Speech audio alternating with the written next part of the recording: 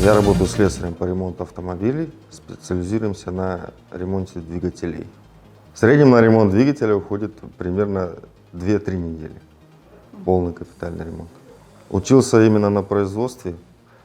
Первый опыт 3 года я работал в автобазе, заведующим складом я был, и там натаскался опыта, понабрался. Потом 8 лет в ТО МАИСе проработал мотористом, автобусный парк, и потом уже сюда пришел. Мне нравится ковыряться, что-то необычное такое, на что другие скажут: ой, я не могу, я не буду, а ты всегда лезешь в самое, типа, куда другие не могут залезть. Это как головоломочку разгадываешь, ищешь что-то, как.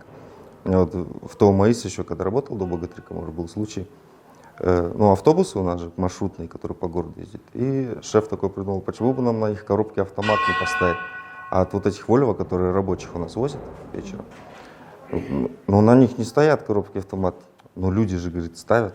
Давай, Николай, займись-ка этим.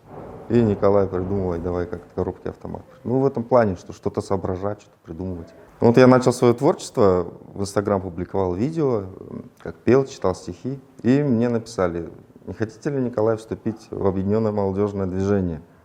Приходите на собрание. Вот я пришел на собрание, и вот уже, получается, 5 лет я в объединенном молодежном движении. Больше всего в ТО Богатырька нравится стабильность, что это всегда такая подушка безопасности, ты всегда уверен, что у тебя там завтра ничто такое не клюнет необычное. Вот в этом плане, что стабильность и работа всегда есть.